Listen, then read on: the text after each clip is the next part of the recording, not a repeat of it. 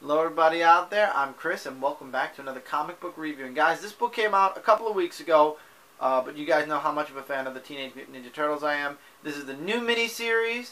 This is issue number 1. This is Casey and April, issue number 1. And it comes straight out of what's been going on in the Teenage Mutant Ninja Turtles recently. In the recent issue of Teenage Mutant Ninja Turtles, the professor that was doing the research for the Foot Clan that turned on the Foot Clan gave April a scroll that he had found, and it might hold certain information about the Foot Clan, Kitsune, we don't know. But April gets it. Unfortunately, in the Teenage Mutant Ninja Turtles series, spoiler alert here, the scientist, or the professor, meets an untimely end.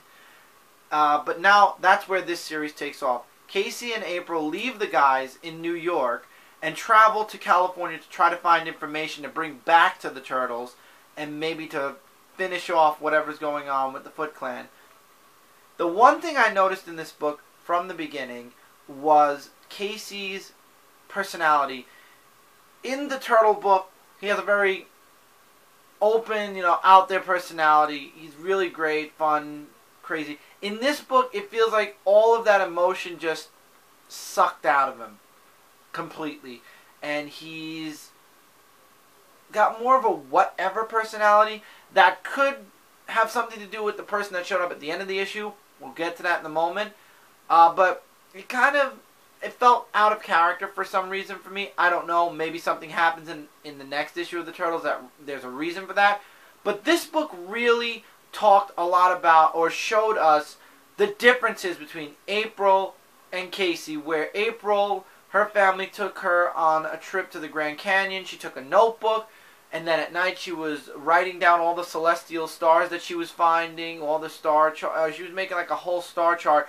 Whereas Casey, the best stars he's ever seen was when he was sitting on his roof, and he actually mistaked them, it's in this book, it's hilarious, for airplanes.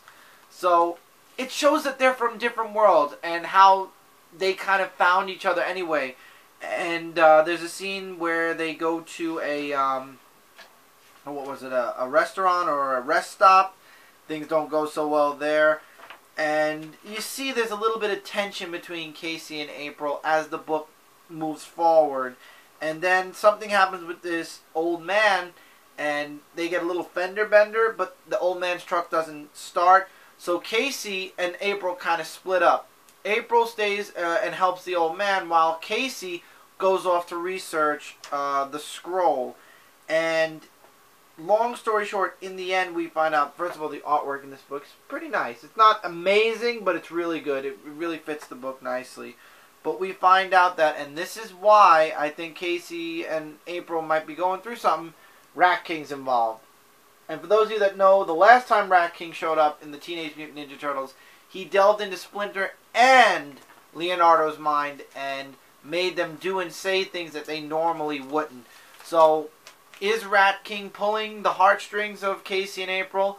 Obviously, this series is going to put their relationship to the test while they try to find out more information about the scroll and deal with Rat King. Now, I don't know if they're going to physically deal with Rat King, because we haven't seen a physical altercation with Rat King yet. We've seen altercations, but nothing that came to blows. More of a psychic kind of altercation. So, I guess we'll see as the series goes on. Very interesting. If you're a fan of Casey or April, you will be checking this out. If you are not, if you're not a fan of the Turtles, you really should try it out.